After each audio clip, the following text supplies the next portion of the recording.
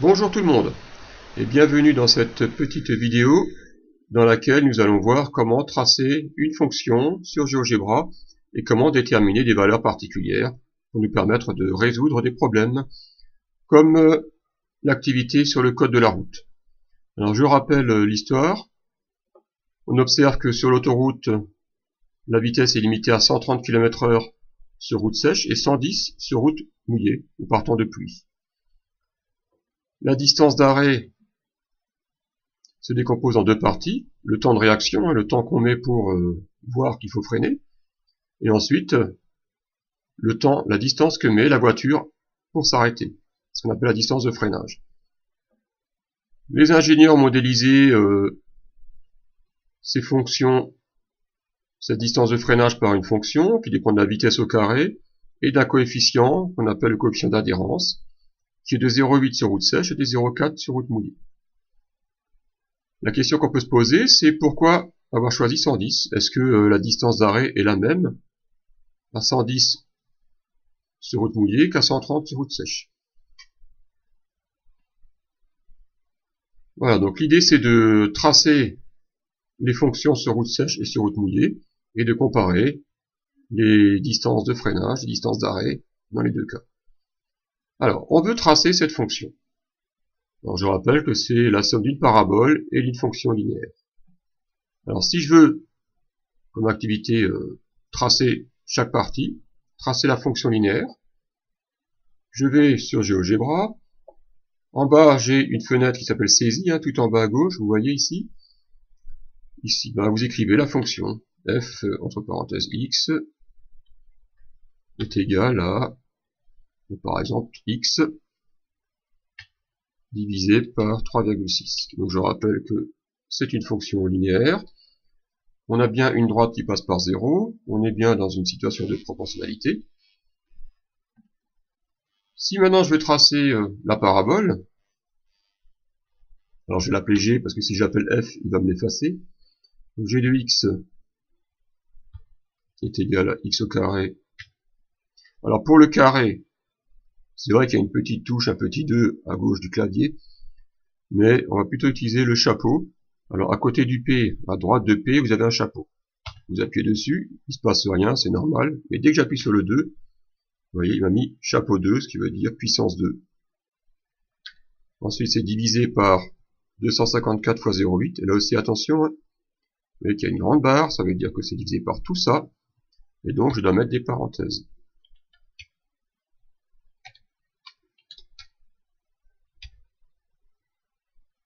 Voilà. Alors j'obtiens un truc pas très beau.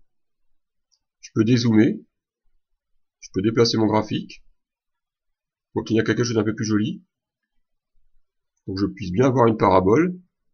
Voilà, là je vois une parabole. Une fonction linéaire et une parabole.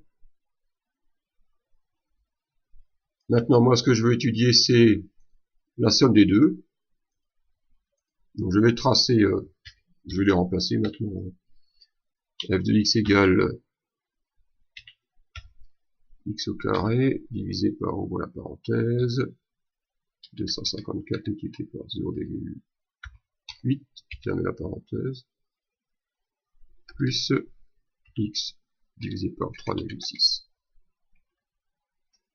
Vous voyez qu'il me l'a remplacé. Celle-là, je peux la supprimer. Voilà. Donc j'ai une parabole. Alors, quand vous avez tracé une fonction, après il faut adapter la fenêtre à l'exercice. C'est-à-dire ici, on voit que les graduations elles vont de 200, 400, 600, 800. Alors je rappelle que en abscisse, c'est la vitesse. Donc, pour une voiture 200, 400, 600 km/h, ça m'intéresse pas tellement. Ni des distances de freinage de 1200 mètres, on n'est pas vraiment dans ce qui nous intéresse. Donc pour avoir les données qui correspondent à notre exercice, il faut qu'on fasse un clic droit sur l'écran et qu'on choisisse le graphique. Quand on a la fenêtre graphique qui s'ouvre, j'ai ici la dimension. X minimum, X maximum, Y minimum, Y maximum. À ce niveau-là, il faut regarder chaque problème, chaque exercice, puisqu'à chaque fois, il faut adapter la fenêtre au problème qu'on a. Ici, on parle de vitesse. Donc la vitesse minimum, bon, c'est 0 km/h par exemple, parce que là on a 30 km/h, je peux prendre 0. La vitesse maximum, on a 130, je suppose qu'on va pas rouler au-dessus de 150. Hein. Ensuite, la distance d'arrêt minimum, 0 mètres. Le maximum, je ne sais pas, peut-être 500 mètres. Hein. Après, on peut toujours affiner. On trace, je regarde ce que ça donne. Bon, je vois que ma courbe là, elle est très en bas de l'écran. On peut peut-être améliorer la valeur en ordonnée, puisqu'on voit que ça ne dépasse pas les 300. Même les 200 mètres, on va mettre 200. Voilà, comme ça, j'ai une belle courbe qui prend le maximum de place sur l'écran. L'objectif, ce sera toujours d'avoir le maximum sur l'écran, que la courbe occupe le maximum d'espace sur l'écran. Voilà. Donc maintenant, on va déterminer la distance d'arrêt sur route sèche, c'est-à-dire pour une vitesse de 130 km/h. Donc pour déterminer cette valeur, on va taper x est égal à 130. Il me trace une droite verticale en 130, et on va déterminer ce point où les deux courbes se croisent. Alors, on a dans le menu en haut à gauche, clique sur A, une petite flèche qui déroule un menu, intersection. Alors, il faut que je précise l'intersection entre quoi et quoi. Donc je veux une intersection entre la courbe et ma droite verticale. Voilà, il me met le point A, et ici on lit donc la valeur que pour 130 km/h, il faudra à peu près 120 mètres pour s'arrêter. Deuxième partie, on va maintenant s'intéresser à la route mouillée.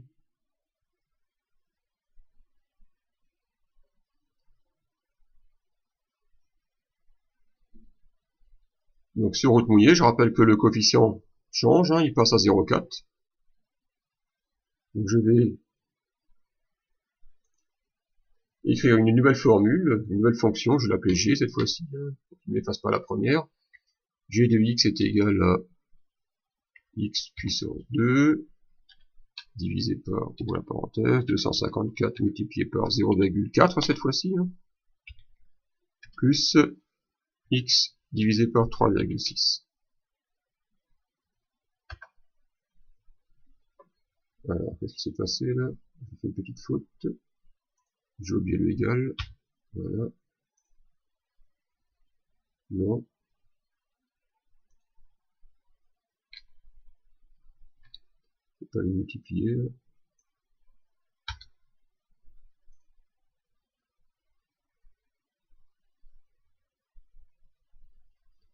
Bon, on va recommencer. Ça c'est.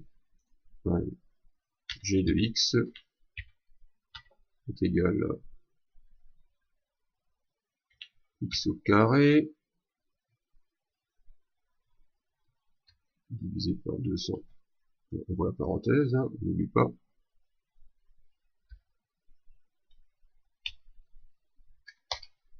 « 954 fois 0,4 ».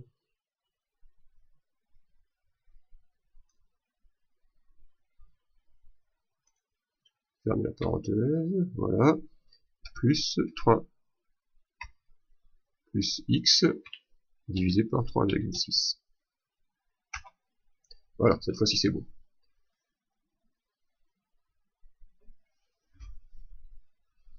Alors, on fait la même chose que tout à l'heure, on va chercher le point d'intersection pour 110 km/h cette fois-ci, hein, puisque sur route mouillée c'est 110. Voilà. Intersection. Là et là. On va demander le point A, je vais le remettre quand même. Hein. X est égal à 130, c'était tout à l'heure. Intersection entre ce point et ce point-là. Voilà, je peux le passer. Voilà, donc on compare les deux, donc on voit sur route sèche, hein, je rappelle 130 km/h, 120 mètres pour s'arrêter, sur route mouillée 110 km/h et 150 mètres. Donc déjà on voit que la distance d'arrêt est plus longue sur route mouillée que sur route sèche. Donc on voit que le choix de 110 km/h n'est peut-être pas très bon. On aurait peut-être pu prendre plutôt 100 km/h. On va essayer avec 100 km/h.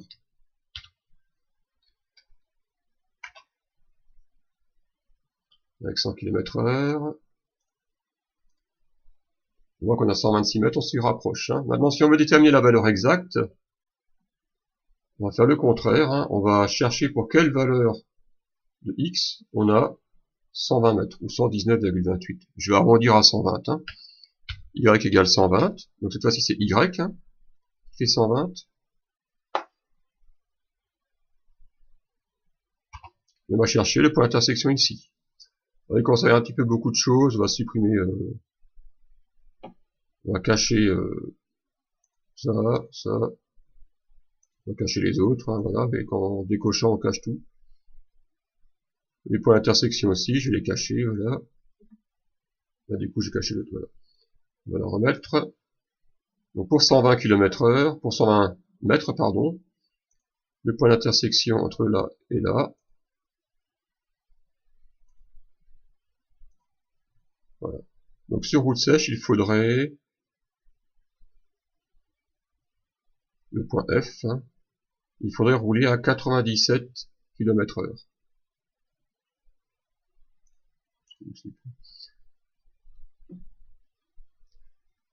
Alors pourquoi est-ce qu'ils ont choisi 110 ou 100 km/h?